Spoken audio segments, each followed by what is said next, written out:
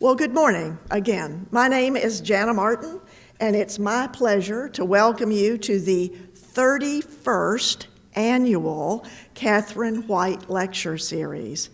Our keynote speaker today is Dr. Natalie Pagler. I'll tell you a little bit more about her, but what I will tell you right now is that she is a dynamic and innovative physician, medical educator, advocate, leader, and mentor.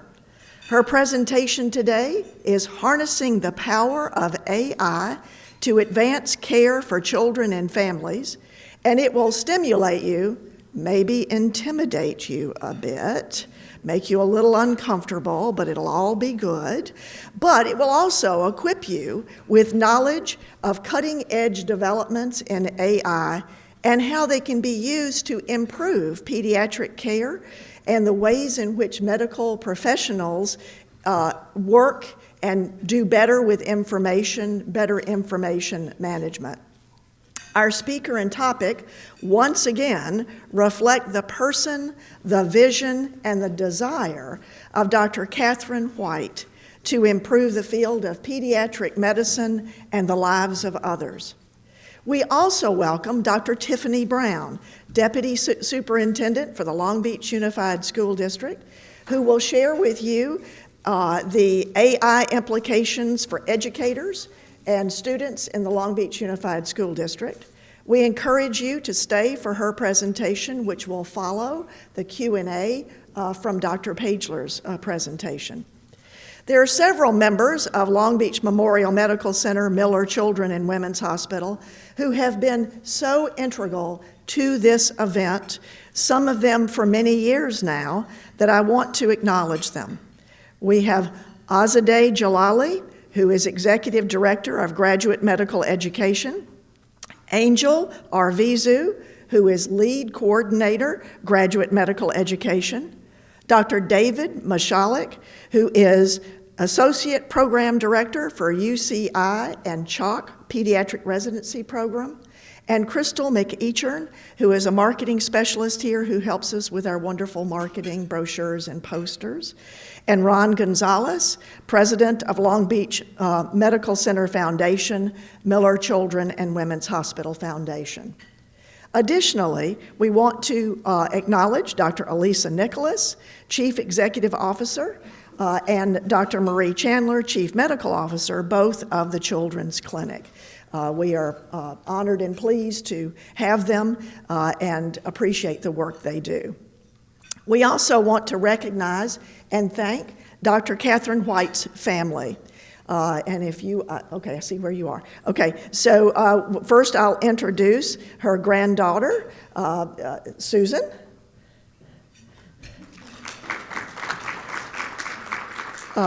Susan Vaughn has been wonderful and very much a part of our committee in planning all of these events. And then her other granddaughter, Becky Qualls, and her wife, Sue DeRuiter. I often say, and it's on purpose that I repeat this, that they are carrying on the legacy of Dr. Katherine White. If it were not for these two women and their families, we would have much less of knowledge in the community the longer that Dr. Katherine has been gone. So we're very grateful to you. And as a personal friend of Dr. Katherine's, it's incredibly meaningful that you have continued her legacy in your life's work.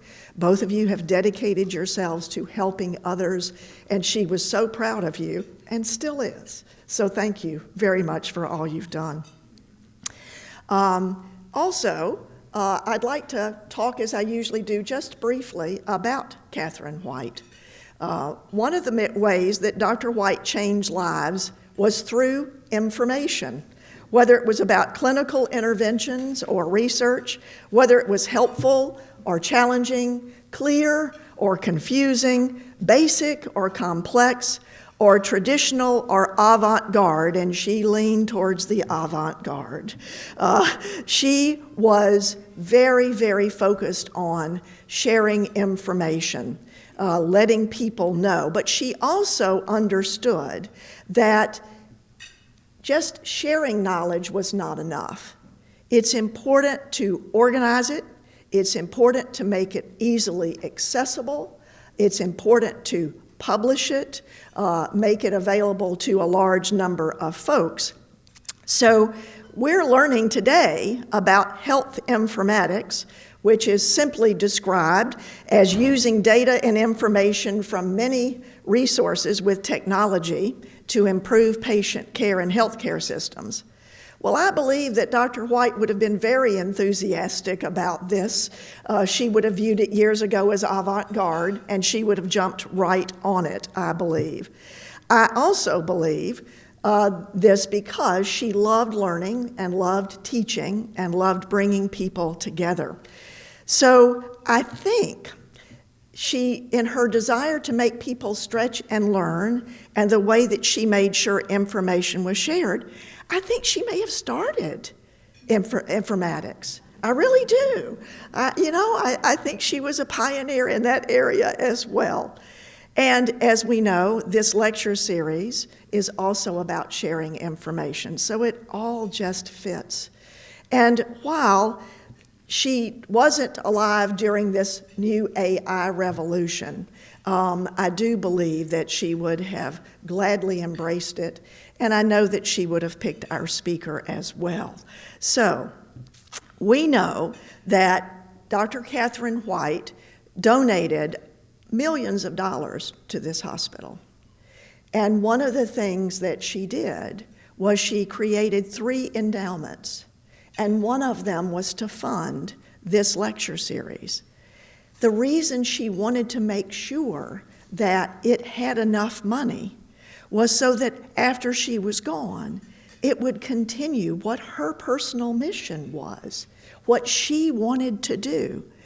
And her thoughts about this lecture series were to bring in speakers that were renowned on cutting-edge topics, no matter where they lived, no matter what the topic was, as long as it was cutting edge, so that the medical staff and the community of Long Beach could benefit from cutting-edge information.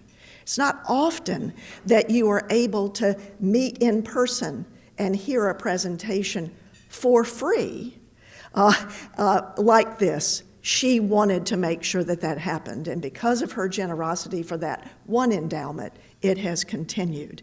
So we certainly want to make sure that we acknowledge how she acted upon information and made sure that it continues long after she's gone. Dr. Katherine White was a pioneer in medicine as a woman and, importantly, as a scholar. As I said, while she didn't have the benefit of all of the advances of technology today, she did transform information and understood how important it was to make sure that everyone had access. So, our speaker today falls right along that continuum, I believe. Dr. Natalie Pagler is a pioneer herself, specifically in clinical informatics. She is a board-certified pediatric intensivist and clinical informaticist. She is the Associate Dean for Maternal and Child Health Clinical Informatics at Stanford Medicine and the inaugural Division Chief of Clinical Informatics and Clinical Professor of Clinical Care in the Department of Pediatrics. Did I mention the word pioneer? Clearly, I think that's the case. She also serves as Chief Health Informatics Officer at Stanford Medicine Children's Health and led the organization to achieve Healthcare Information and Management Systems Society Level 7. And just in case you don't know what that is, it means that you have to look, as she shared with me, mostly in the bathroom for paper. And so it means that they are as paper-free as you can get. And while that's impressive, I think it's important that you know that there are only a few organizations worldwide who have achieved that status. And it is largely due to Dr. Natalie Pagler. again, a pioneer, a force of nature, again, just like Katherine in many ways. One of the things that Dr. Pagler has focused on is making sure that the use of technology is meaningful and appropriate. We've all heard stories and have seen and maybe experienced ourselves that the improper use of technology and artificial intelligence can be very dangerous. It can allow people to know things about you that you don't want them to know. So while focusing on what is great about it, one has to balance that with what the precautions need to be instead of our just being in the wild, wild west. And that's what Dr. Pagler has helped to do. She has earned the HIMSS Davies Award of Excellence for exceptional care of children and pregnant women. Additionally, in her Chief Health Informatics role, she co-leads the Digital Health Program and oversees the safe and effective integration of artificial intelligence into the health system. She earned her medical degree and completed a pediatric residency and pediatric critical care medicine fellowship at the Stanford School of Medicine. Additionally, she holds a master's degree in medical education from the University of Cincinnati and focused her thesis project on the impact of computerized clinical decision support tools on clinicians' knowledge, behaviors, and attitudes. Dr. Pagler has both a state and national reputation for advocacy for the deliberate development of information system features and patient engagement tools for pediatric patients and families. She leads a statewide California collaborative of pediatric informaticists. She has also helped establish and chairs the EPIC Child Health Leadership Council and is co-founder of the Stanford Clinical Informatics Fellowship, one of the first fellowships in the nation accredited by the Accreditation Council for Graduate Medical Education. Trust me, I could go on and on about what an innovative physician she is and her expertise in helping children and their families. She's frequently a speaker. In fact, she flew here from another presentation showing how AI can be good for medicine. She is clearly well qualified to be our speaker today and reflects the energy, the drive, the curiosity, and the stamina, and maybe even some of the pushiness of Dr. Katherine White. So Dr. Pagler, we are so honored to have you here. Please join us and let us hear and learn from you. Well, help me welcome her. Good morning, everyone, and thank you so much for the incredibly warm welcome. I can't tell you what an honor it is to be here at the Katherine White Lectureship. I so dearly wish that I had known her, but clearly she lives on through all of you, and this is just such a privilege. So as we discussed, my topic today is harnessing the power of AI to advance care for children and families. I have no disclosures, and here are my objectives, but let me start with a little context. So in the early 1800s, when the stethoscope was first introduced, it was met with resistance and skepticism. Physicians couldn't understand why they needed this fancy new tool, and they worried that it would create distance between themselves and their patients, right? Of course, today, it's a badge of honor, right? We all wear it, part diagnostic tool, part professional necklace. And it changes the way that we listen to our patient. It augments what we hear, how we diagnose, how we care for them. I believe that AI and generative AI are at the same place. There is hype, there is excitement, and there is reasonably skepticism and fear and resistance. But if it is implemented wisely, it too can help how we hear, what we see, how we care for our patients and families. But we need pediatricians at the table. Now, this doesn't mean that you all have to go and be data scientists or start coding neural networks, although some of you do. It does mean that you need to care deeply for children and families, which you all clearly already do. We need pediatricians involved in every step. We need them to decide which problems are worth working on. We need them to say where AI belongs and where it doesn't. And we need to have them decide how it fits into let us decide how it fits into our workflows and into our relationships with our patients and families. Now, this is a vast topic, and I am barely going to touch the surface. But my real goal today is for you all to see that AI is not just somebody else's job. It is a new tool in our kit that needs pediatricians to help integrate it safely, meaningfully, equitably into the care of children and families. So with that, let's get started. So I'm going to start with the basics. Again, very high level overview, but what is AI? And let me just start with a warning that these words get used in all kinds of different ways and the definitions vary. Seeing knowing nods there. So I'm going to give you my definitions, but realize it can change depending on what you're looking at. So the term artificial intelligence was actually coined back in 1955 up at Stanford by Dr. John McCarthy, who defined it as the science and engineering of making intelligent machines. Now today, this is mainly seen as a field of computer science that creates programs and computers and software that mimics the way that humans behave, things that would normally take human intelligence, like processing natural language or finding new patterns or making decisions. There are several different categories of AI within the broader field. So concentric circles here, right? We've got the big artificial intelligence, which we just talked about.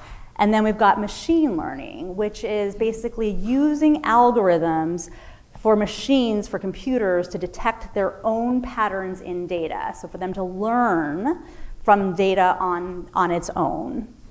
Deep learning is a subclass of machine learning that uses multiple complex layers of neural networks, of nodes or neurons, where each little bit of data is processed and then tied together so that it can recognize really complex patterns with data. And then finally, within that is the new category of generative AI or large language models.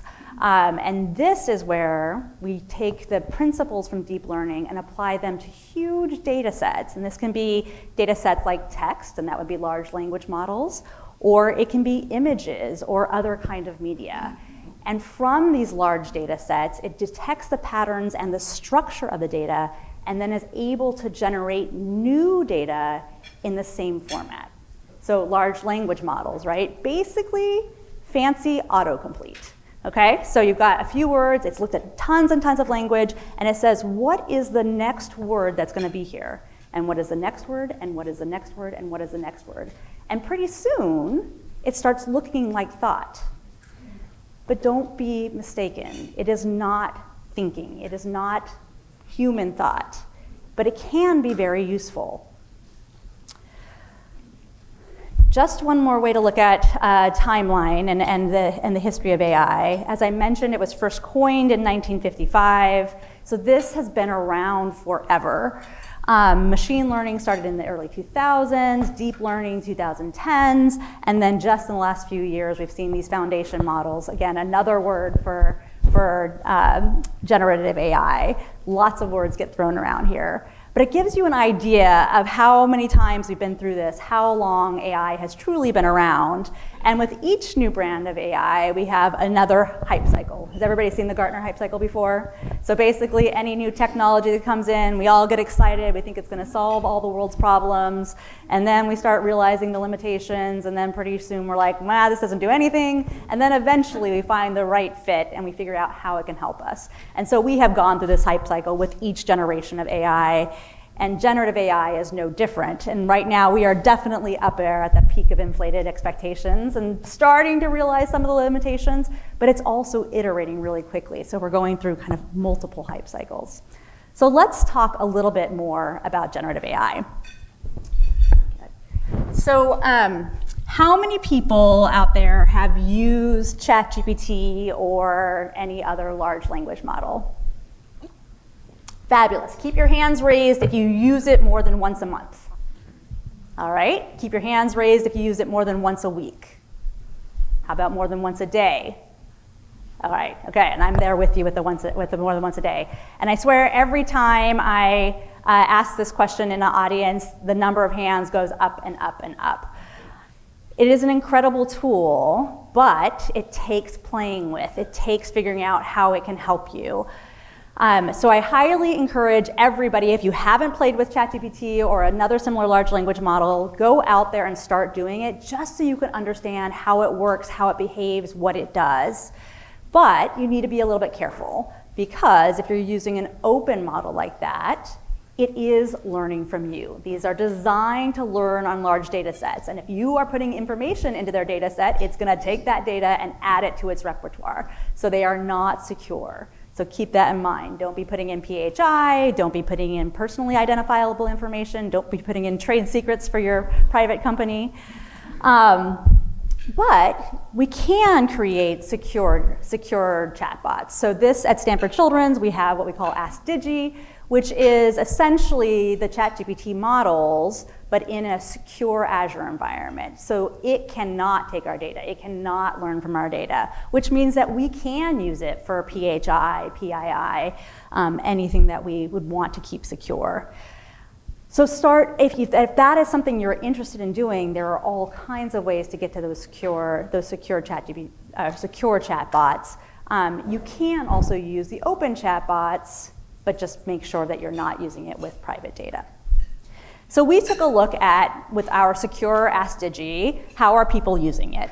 We've had it in place for about a year now, and we did some analysis, and what you can see is the top 3 items are all about creating text, editing text, making it easier to write.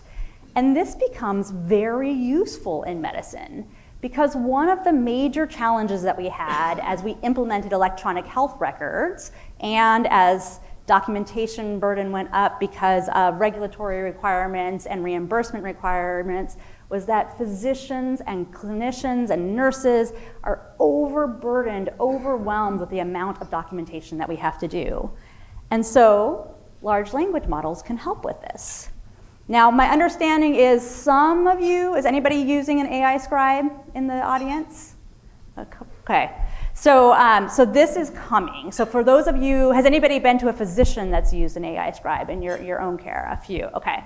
So for those of you who don't know, what this looks like is you walk into your appointment and the physician says, hey, I'm gonna record this, is that okay?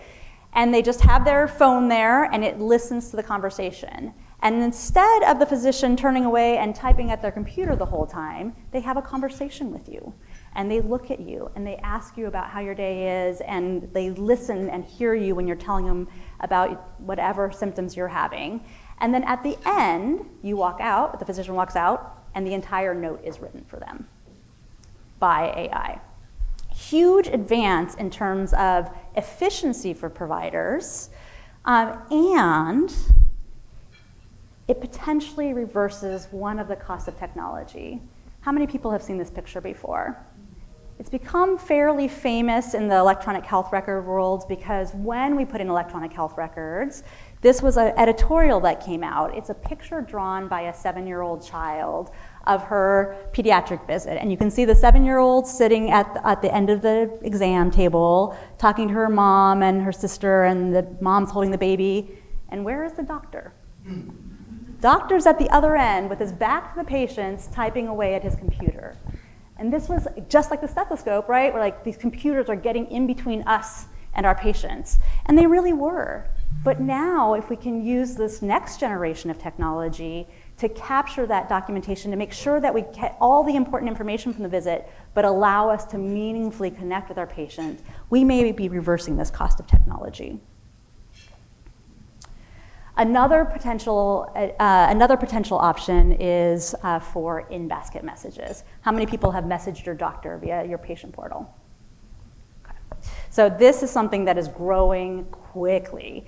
With the implementation of patient portals in the 2010s, people started using it, And then, of course, we had a little thing called COVID.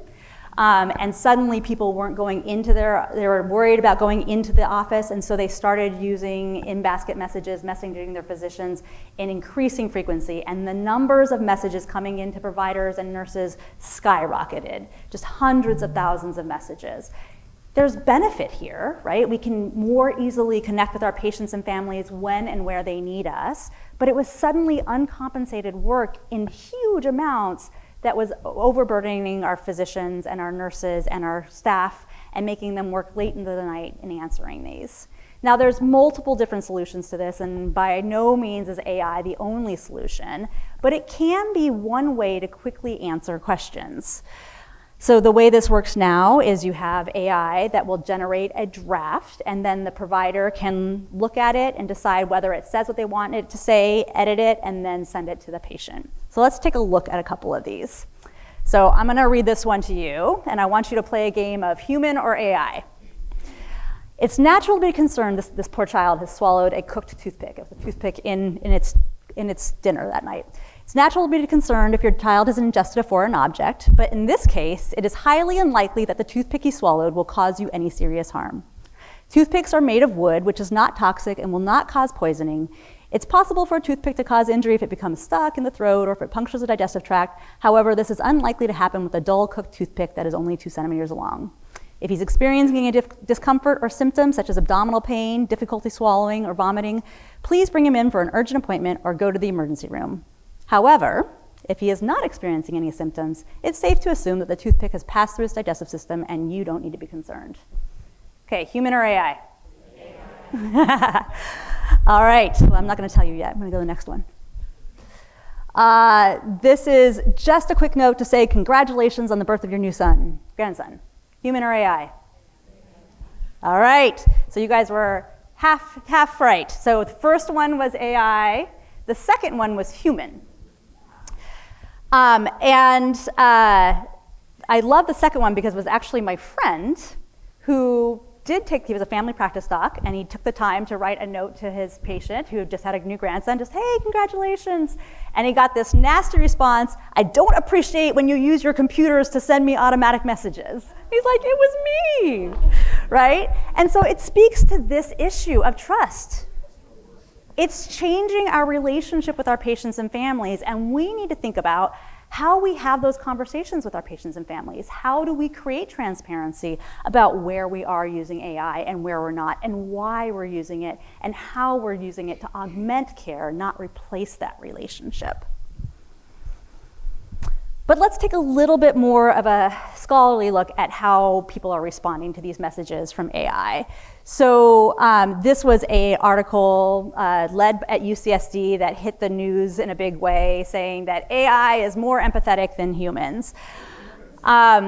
And it's an very interesting article. Of course, as all news clickbait is, it's a little misleading. So what happened here was they looked at Reddit. And so posts on Reddit that were not necessarily a conversation between a patient and a physician, but people putting out random questions, hey, I swallowed my toothpick, what do I do? And then looking at the answers that were provided by supposed physicians. Again, this is Reddit, so who knows who was actually answering them. And then the answers were ranked by other physicians. And then they also created AI-generated answers and ranked those by other physicians. And what they found was that both the chatbots, the AI, was higher quality as ranked by these physicians, and also more empathetic as ranked by these physicians. Now again, it's Reddit. There's lots of caveats. We tried to take a similar look, and so this time we used real questions in our EHR. This wasn't in conversations, we did this in the background, but we took a bunch of real questions that had come through the patient portal, and then we recruited 30 patients. Now, again, lots of limitations here. It was only 30. It didn't represent the wide variety and diversity that we have in our population, but just a first look. And what we found was a couple things that were interesting. So one, that the AI responses were much longer than the people responses. And I think that's what you saw kind of in those examples I gave too, right? They tend to be more comprehensive and longer. and that the satisfaction in general was higher with the AI than with the human responses, except where the human responses were longer. So what this somewhat indicates is that potentially it's not about it being better or being more empathetic, it's about the AI creating more time, right? If a person has the time to write that comprehensive response, it can be just as good and just as empathetic. But again, a super interesting finding that we need to now incorporate in how and where we choose to use these. And maybe for some of the very simple responses, it makes sense to have AI take lead of that so that we can have the more in-depth and complex conversations. And then, of course, everything in pediatrics is more complicated. So if you're looking at a patient portal, who are you talking with through the patient portal? Are you talking with the patient? Probably not if it's a 2-year-old. But maybe if it's a 15-year-old.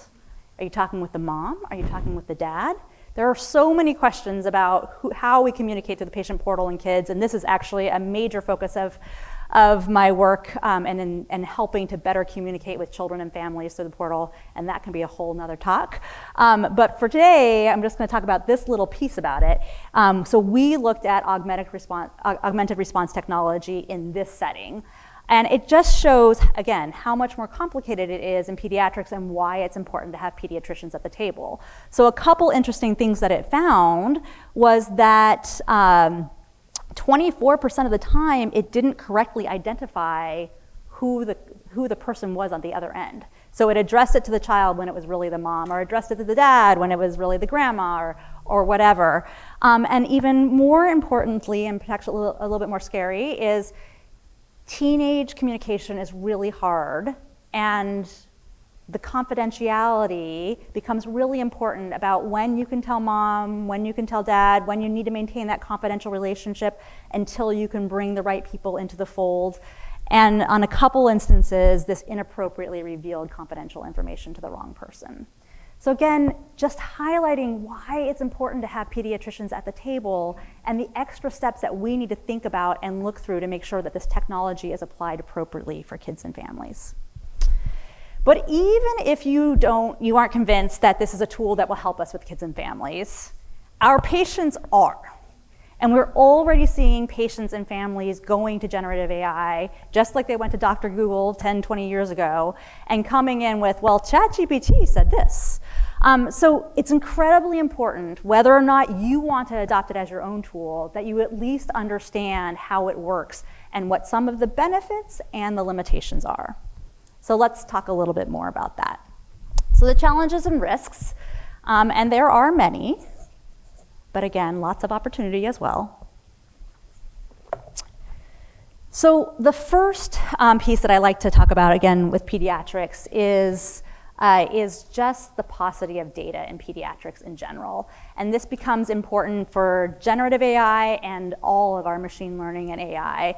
In general, children tend to be healthier, thank goodness, right? And a smaller portion of our healthcare goes to pediatrics. So I like to give a few statistics. I always say that only 8% of our healthcare funding is spent in children, but 25% of our population is pediatric. And of course, 100% of our population started out as kids. And so there's a misrepresentation of the data in children. We have less data about pediatric disease because less children have disease. And we all know that kids are very different across the spectrum, right? That neonate is so much different than the young teenager. And so when you start looking at data about a particular age group, that data gets even smaller. This is important, again, in machine learning and when we're doing research and how we try to gather data. And many of us who are trying to do research from pediatrics have to work with children's hospitals across the nation to get enough data and pull it together, which gets very complicated. It's also important in machine learning because we don't know, in generative AI, because we don't know exactly where they got their data. We know they got it from the internet. We don't know exactly what was included and what wasn't. And in general, there's going to be less pediatric data out there. Some of the other complications with data in pediatrics, and I already alluded to this a little bit, is that it's a complicated relationship with the patient and the family. And so oftentimes the data about the child and the data about the mom and the dad or the other guardian gets confused and mixed up in the chart. And so when we're pooling data from EHRs, it's sometimes hard to know whose data belongs to whom. Does that 2-month-old really speak Spanish? Or is it the grandma or the mom? Who is it? And so that complicates it. And that's just a couple of the issues. When we start looking at pediatric data and all of the challenges there's so many. So differentiating that child and guardian, figuring out how do you match a child in one system to a child in another system. We have all kinds of ways of identifying adults, but most 2-year-olds don't have a driver's license yet, right? It gets complicated when you're trying to figure out how to match that information. Thinking about how do we link infant and maternal data, those pediatric adolescent privacy issues. We don't have the same data standards for children and mothers.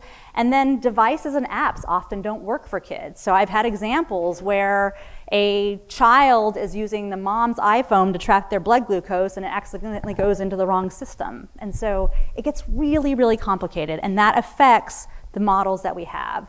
So here is an example of a study that was done on large language models looking at diagnosis in pediatrics.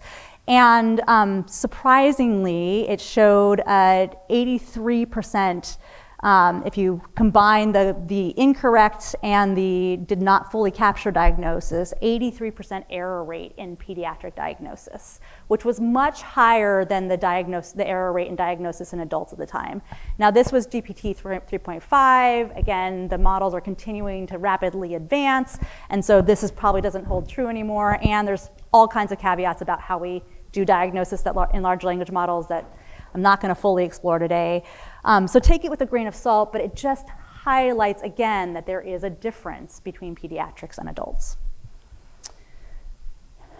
So that's the bias that might exist against children, the lack of information about children. But there are all kinds of other biases in large language models that get even more subtle and scarier. So this is a study that I find terrifying. So this was done, again, in 5 large language models, so multiple different large language models that existed at the time. And they took testimony from imaginary people charged with a crime, and they wrote the same testimony in 2 different dialects. One was considered standard American English dialect, and one was considered African American English dialect. Same content.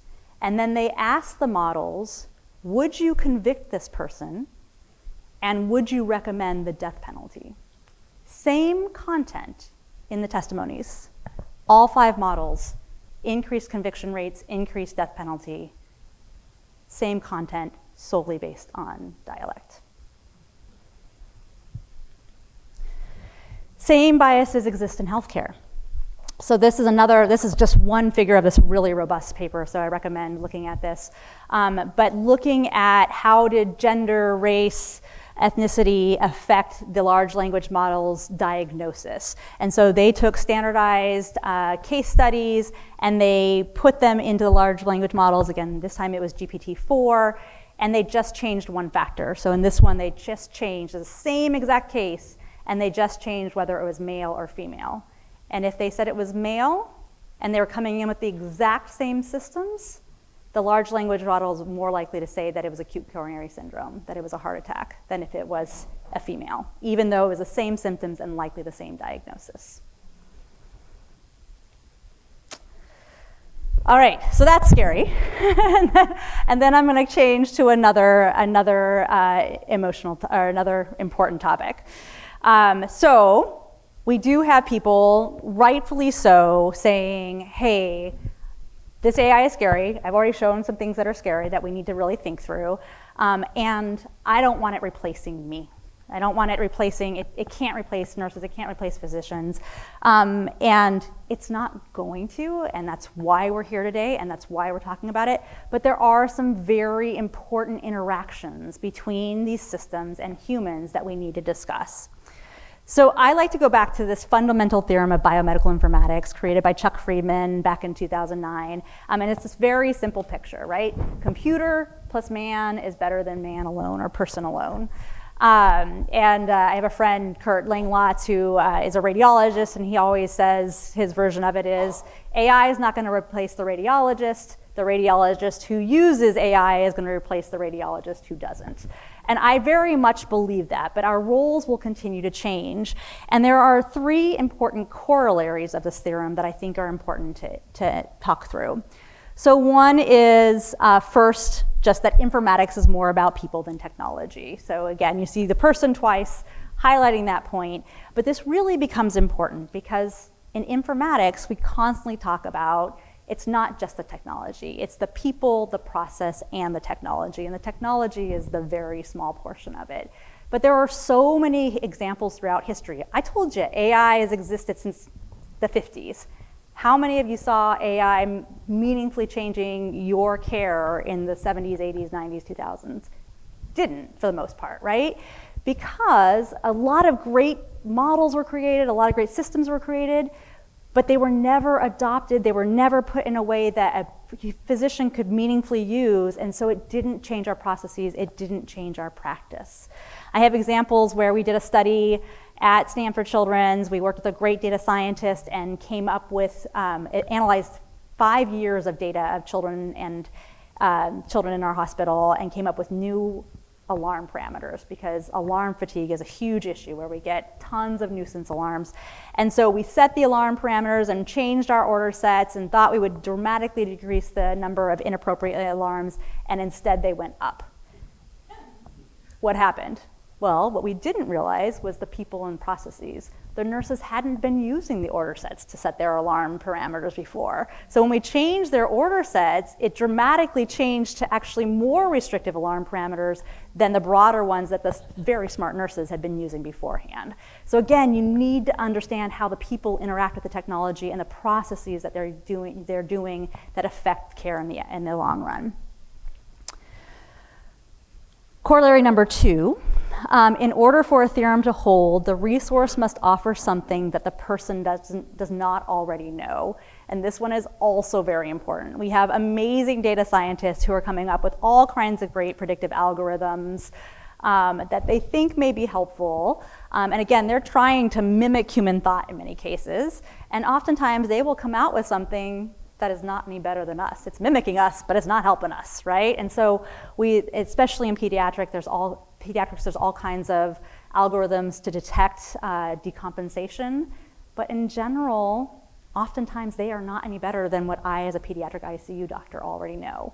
So unless the system is significantly improving what I know, it's not gonna help me. And to make it even more complicated, sometimes not only is it giving me something more, it may be giving me something less. And this is the idea of AI hallucinations in large language models. Who's heard of this, right? So again, how do large language models work? They predict the next word. They fancy autocomplete. So they predict one word, and then they predict what might be the next word, and what might be the next word, and sometimes that takes them off on a very strange tangent, and suddenly you've got purple dinosaurs flying through the sky. And so while, again, they can be very useful for the right things, they are not humans, they are not thinking, and these hallucinations can be very scary. And that's why it is absolutely critical that if you are using them, that you are double checking what it's saying, and that it's a great place to start, it's a great place to brainstorm, it's a great place to generate text, but you can't take it as fact. Now again, these are evolving quickly, and there's all kinds of ways that are being implemented to try to improve these hallucinations, but it's something that's very important to be aware of. And then finally, corollary 3, whether the theorem holds depends on an interaction between the person and the resource, the person and the system. And this one gets really complicated and interesting. And this is something that happens all the time. Like how we use our computer systems and how the user interface works dramatically affects how useful it is. And as we start to use those systems, we may change how we practice and what we know. So I always tell this example. I was in 2016, fresh CMIO, and our Epic electronic health record system went down for 2 days.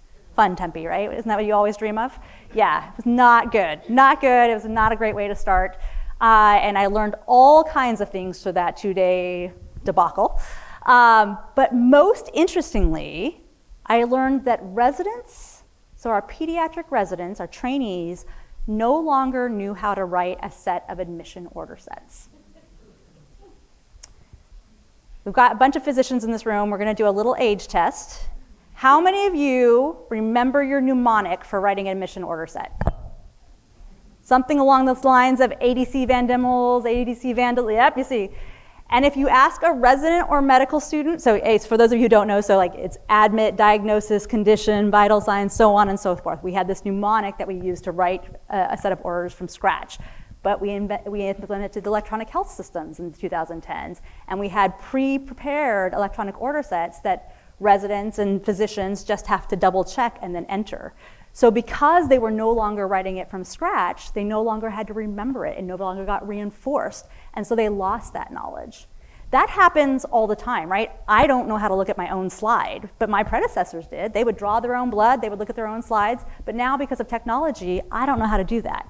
And that happens, and that is okay and what we need to do because there's new things we need to learn, but it's important that we take a minute and step back and say, well, what is really important for us to retain?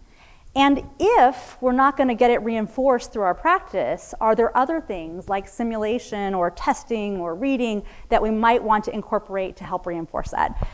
That's what this old article is. I love it. It's, again, one of those catchy media phrases, automation makes us dumb. But it's a really great article that talks about aviation and airline pilots. This is a huge issue with airline pilots, right? Because as they got more automation, we found that airline pilots lost their skills in flying a plane. And so they do tons of simulation so that if something happens with the AI, with machines, they can take over. But they need that extra deliberate practice in order to maintain those skills. So automation bias, I'm referring to some old papers that are just really fundamental. This is still one of my favorites. Does exist in medicine, just like the example I gave.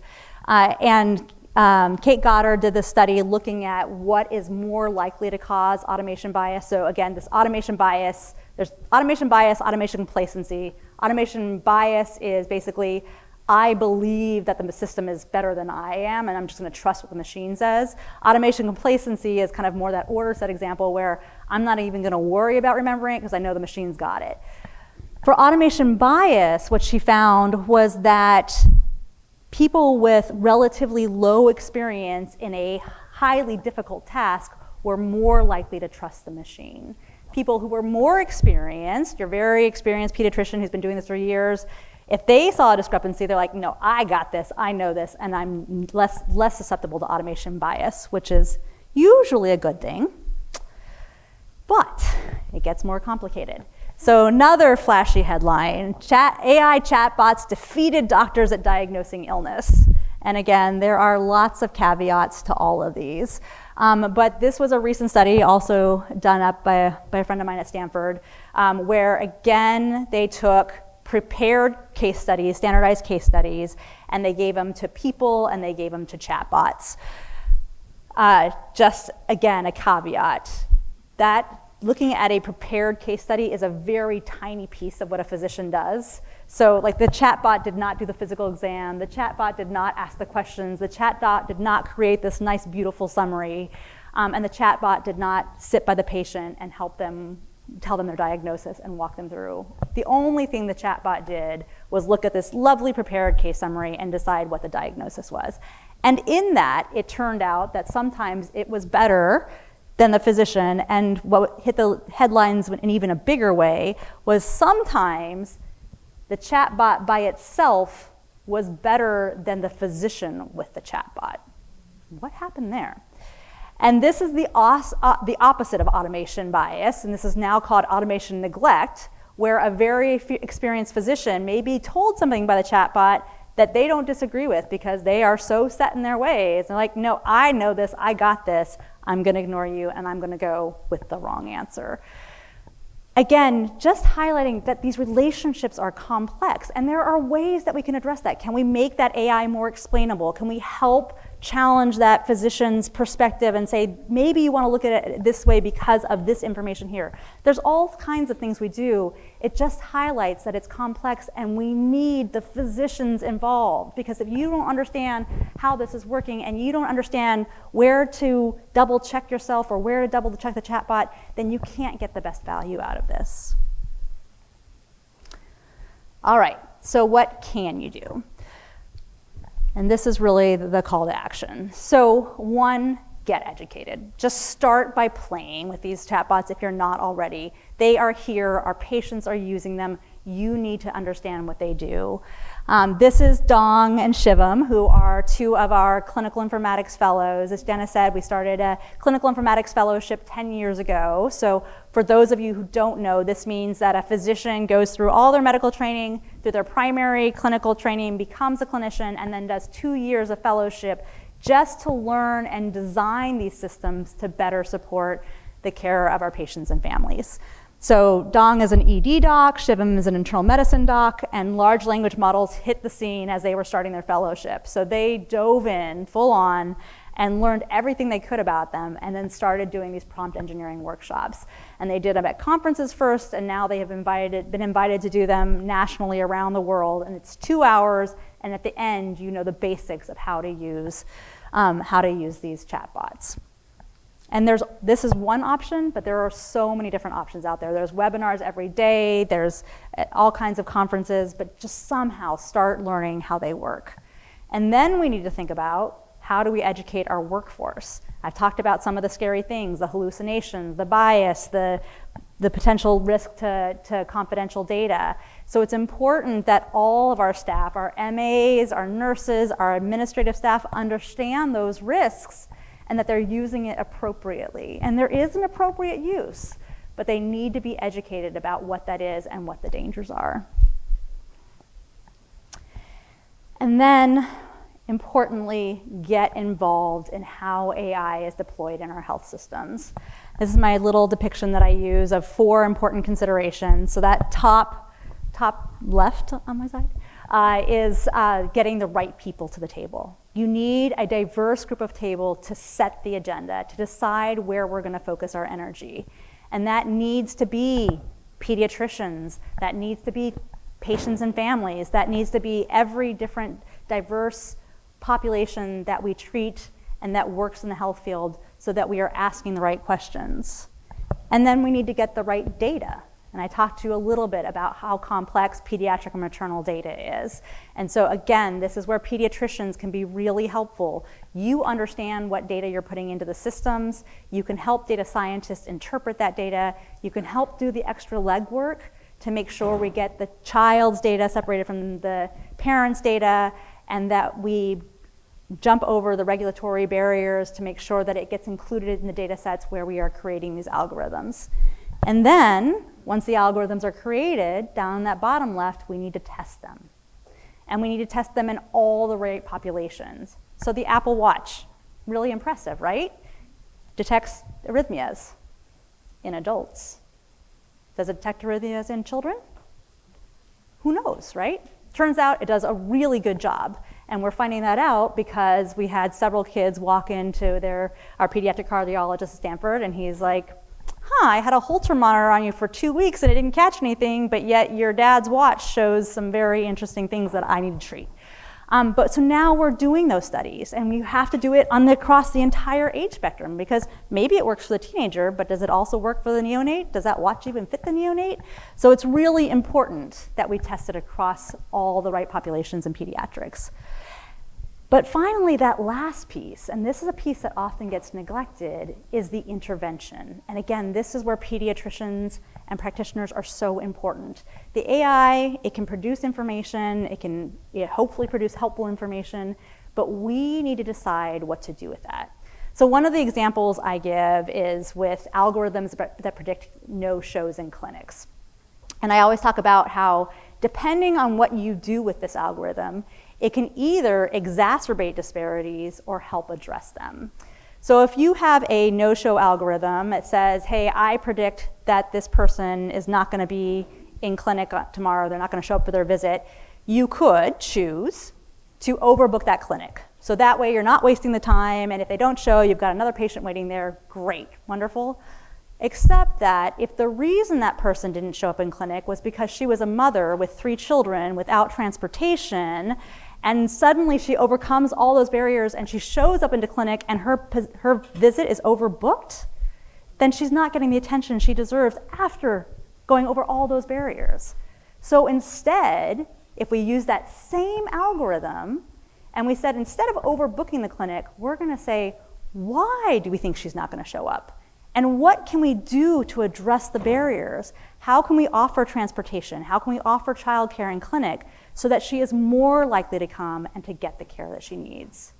But that's the intervention. That has nothing to do with the AI. The intervention is the key piece, and we decide that. And then finally, the last thing you can do is advocate. And this is, again, where we need more pediatric voices. And there's all kinds of ways to do this. So you can get involved in your pediatric informatics group at Memorial. You can get involved with the AAP, Children's Hospital Associations, subspecialty professional organizations, vendor partners. Epic has lots of different steering boards in every subspecialty where they need those pediatric voices. And then your state and federal government publishing on the research you're doing.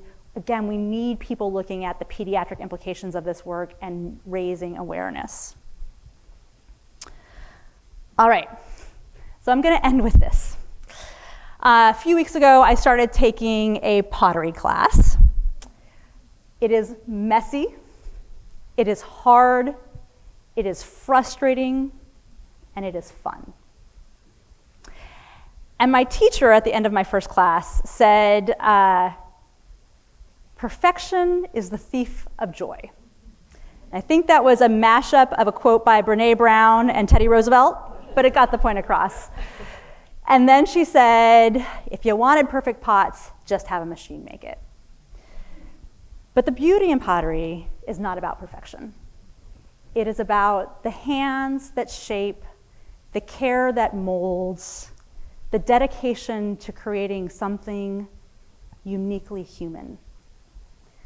And medicine, and pediatrics especially, are the same. Every child that we care for is shaped by thousands of touches across their lifetime, by that reassuring voice, by that embracing hug, by the trust that is built up over years. And AI can be an incredible tool, but it won't sit with the family at 2 a.m. when they're facing the unknown. It won't cheer as that child takes their first step after recovering from a very serious illness. And it won't replace the millions of moments that make medicine human. We need pediatricians involved. You know what makes medicine special. You know how AI can meaningfully, safely, ethically be incorporated. The future of medicine is not about intelligence, not even artificial intelligence. It is about the wisdom, the care, the compassion, the connection, and the willingness to embrace the beautifully imperfect art of healing. Thank you.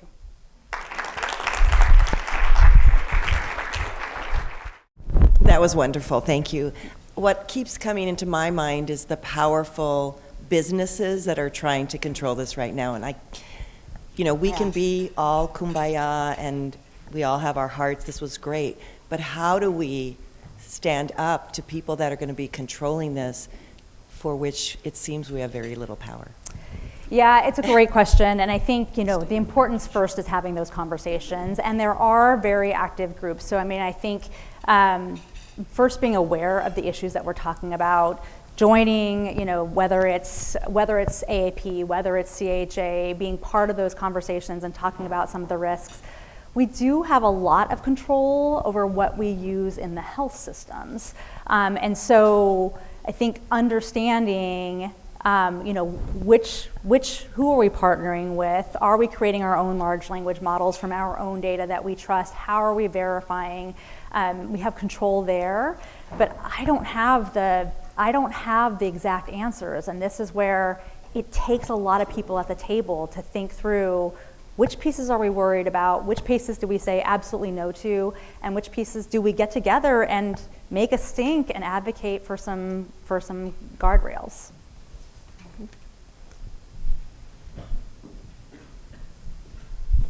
Fantastic talk. Things that keep me up at night are, with regards to ambient listening, a lot of people have concerns about the privacy, especially in pediatrics. We're talking about very sensitive issues, domestic violence, child abuse, etc.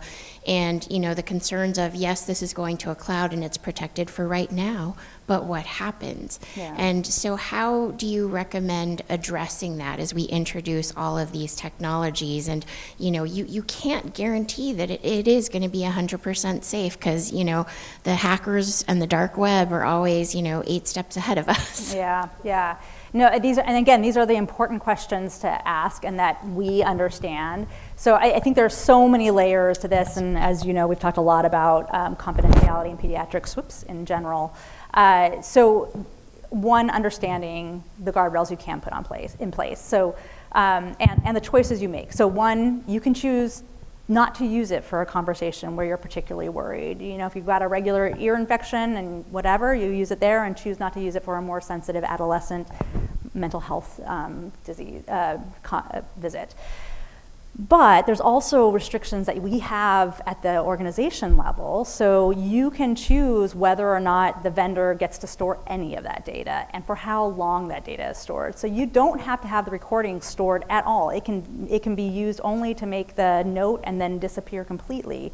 And those are things that you can write into your contract, and that the data never goes to the vendor.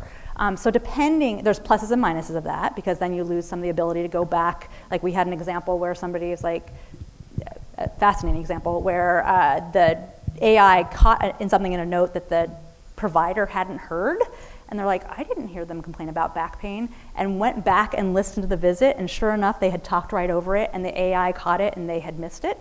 So they had that ability because they could go back and listen to it. So you lose that, but maybe that's okay. Maybe whatever, you go ask the question and then you decrease the risk of losing that sensitive data.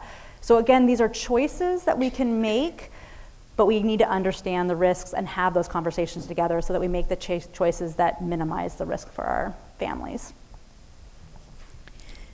Hi, thank you so much. That was a wonderful presentation. Question, I'm still sitting with the discomfort of implicit bias. Yeah. And I'm wondering, I'm just sitting with that, and I'm wondering if you can help shed additional light that as we, as it's something that we're still as humans managing and processing, and this is, to your point, traveling a heck of a lot faster than we are. Yeah. What would be some of those ideas, some of that information, some of that advice? Yeah, exactly. And I think one, recognizing it and having the conversations. Now, I think it's terrifying to see it here. It is also a reflection of our society and evidence of our society. Like, we know this crazy time period is just even, exacerbating these concepts worse, but that is concrete evidence that this is the way our society's data is captured. So using that to help have the conversations, teaching people about it so they're looking at it, and then thinking about, do we create our own large language models for specific tasks where we get more representative data so that it doesn't have those biases. But you need to be aware of it, you need to test for it first, and then we need to be able to think about how we educate and address it. But it's complicated, right? Just like it's complicated in our society. I had this incredibly sweet data scientist come to me, and she's like, I've got this amazing new algorithm, look what I found. And she says, look at this. It shows that if you're African American, you're more likely to have worse outcomes from pregnancy. And I was like, how many, we know that, thank you, right? She's like, help me fix it. I was like, we know that, right? But we don't know why yet, and we don't know what to do about it. And so the first step is finding it and identifying it so that we can then investigate it. But it's complicated. And so just having these conversations is one tiny step, and I don't have the answers beyond that, unfortunately. We have time for about one more question. Does someone have one?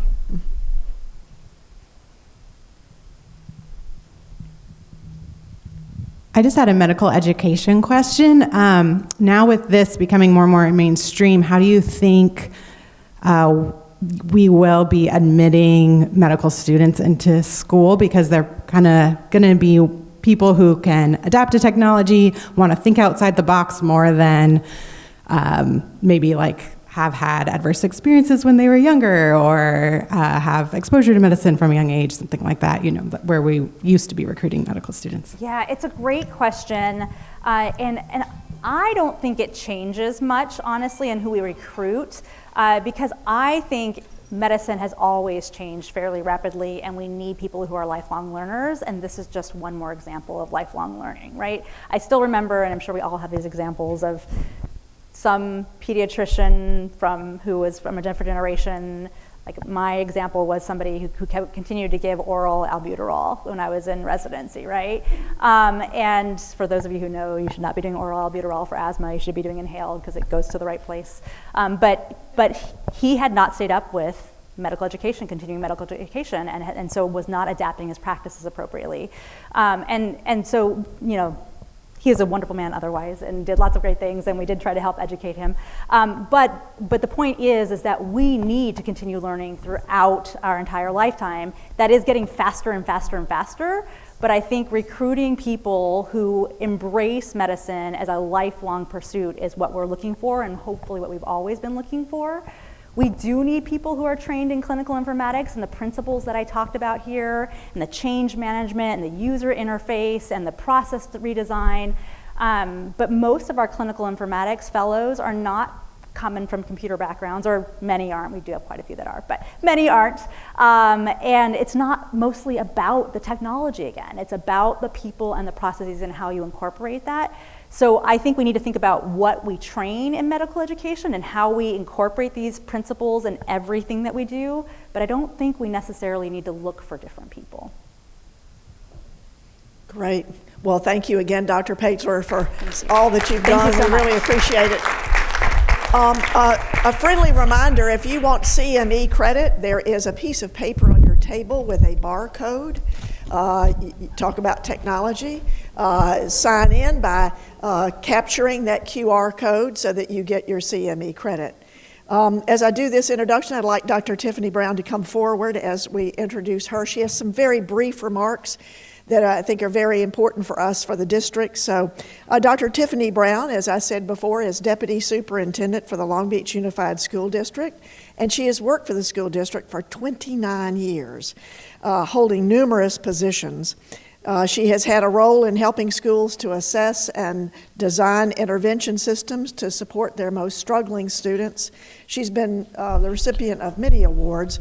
One of the things that I love about what she has said to me in the past, and she and I have known each other for quite some time, I respect you highly. Thank you. But what she said is that education is her hobby.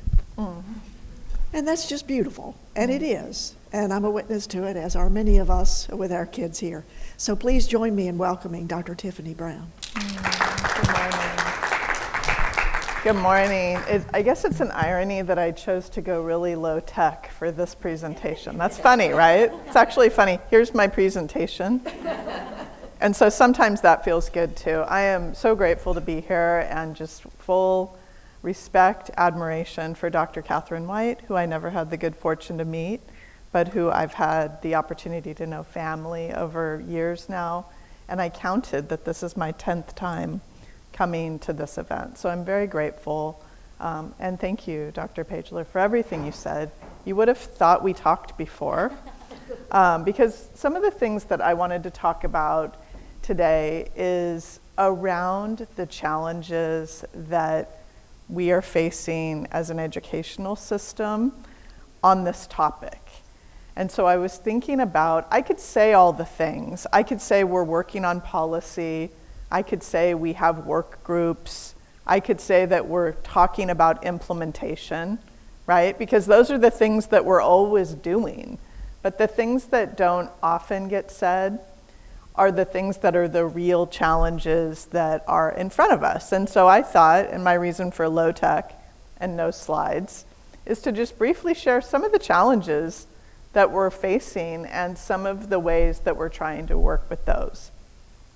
One of the biggest challenges that we're working with, and I believe a challenge turns into an opportunity, but one of the biggest challenges is that the experts on this, on AI, are our students.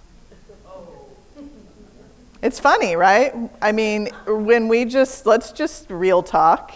I'm looking for as much audience callback and participation. But when we think about what we're talking about, we have experts. Now, whether we want the content of what they've become expert in or not, they are expert in this. And guess what that does for adults? That causes adults to feel concerned and strong need for control, inadequate in some cases, and not able to do the thing that they have been trained to do. And what does that create for a large system like ours? The reference to the stethoscope is that somehow this piece of equipment that is actually completely designed to make something better, what it does is it causes adults to go into a change resistance crisis. That's what it does. And so when we're thinking about what we can do, one of the things we've been doing in the school district, and how many of you have had some contact with Long Beach Unified? You have a child in our system, you were a child in our system, you've had opportunity to work with the school district in different ways. But one of the things that we have really been working on in the last 5 years is lifting student voices into all the things that we do. Because we have a generation in front of us who will not just buy it because we are selling it. We have a generation in front of us who expects to speak and participate in their experience, and we have a generation in front of us who will not do just because we said so, right? How many of us did things just because we were told to do them? And it's a really different experience with students right now. But what we find is that when we include them in the planning, in the ideas, and when we really listen to them, and intentionally really listen to them, they steer us right. They have information about their experience, and they have information about ways that we can incorporate what they need into what we're doing. And so we have been living with this idea of not about us, without us. And so some of the things that we are doing to mitigate what I'm calling generational challenges, about 30% of our workforce, and specifically our teachers, are above 45 years old. And I'm not equating age entirely to experience or ability with technology, but there is a shift there. Excuse me. So when you think about that, we have an aging workforce, a heavily experienced workforce, and then we have new teachers coming in, having had a totally different experience and really a computer and phone-based childhood. To use John Haidt's From the Anxious Generation, which if you haven't read it, listen to it, I really recommend you do both. He talks about, he's a social psychologist, and he talks about the experience growing up with tech. So we have both in our system in terms of who our teachers are, and we have a student experience that we're working hard to serve well. And so bringing all these together becomes our biggest challenge and our greatest opportunity. And so here are a couple of the things that we're doing, just very briefly. One, we do have active work groups, and we do have educators at the table, to use the reference you've made around pediatricians and physicians. We have educators at the table talking about what does AI mean for us inside of the classroom? What are the possibilities? Where's the potential? What could the daily implementation look like? And what are the concerns? Next, what we like to do is we like to take a good idea and pilot it, because we learn a lot from that. And sometimes we overthink the ways in which we pilot, but what we've been doing a lot of is just trying. It doesn't have to be harder than that, right? You don't have to spend 5 years planning how you're going to try. Maybe you could just try. And so we are doing that. We have several high schools that are specifically piloting, and our primary work is around ChatGPT and how that is playing out. But we have a couple of high schools as well that are using, piloting the idea of lesson planning with ChatGPT. What's the fear there? The fear is that the teacher will become irrelevant. But what we know, and you've really eloquently highlighted, is that that's in fact not the case. And what if the utility of some of these tools allowed the teacher to be more engaged in the human aspect of the work, the relationship that is so well documented in every bit of research that you must have in order to interact and be an effective educator. So we're piloting a couple of ideas around lesson planning, around formative assessment, around curricular choice. And then the other space that we're working in are for students with disabilities and IEPs, individual education plans, and thinking about and actually working with what goal development could look like on IEPs if we were to use the volumes of assessment information. How many of you have ever been to an IEP in the room, right?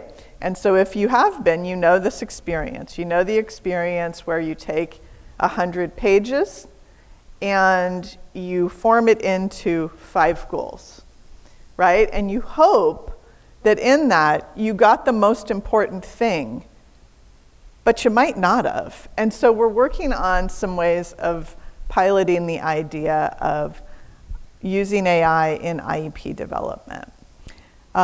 With that, I think our guiding principle on this is that we don't want the fear of becoming irrelevant to make us irrelevant, right? And I think that's, as I was treadmilling this morning, I was like, that's the quote of the morning.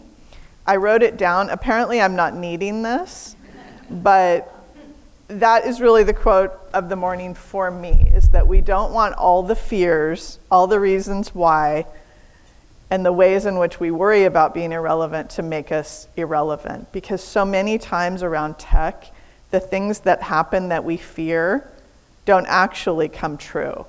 So my 81-year-old father right now just began to use an ATM card. I don't have the heart to tell him that he doesn't actually need cash anymore, but why did he wait all this time to do that? Because he was scared, right? He was scared that somebody was going to take. And so I use that as an example that sometimes the fears that hold us back prevent us from the things that could actually make life a lot simpler so that we could do more of the thing that actually really matters to us. There's so much more, but I'm super appreciative to be with you. Thank you for allowing me to be a part again, and much appreciation for everything you shared and for all of you for staying. Thank you. Thank you very much, Dr. Brown. So we all very much appreciate your presence. One of the things, many of you know I'm a psychologist myself, and one of the things that has been talked about today that I think is so important is the importance of relationships. Nothing will ever replace the value and importance of relationships, human relationships.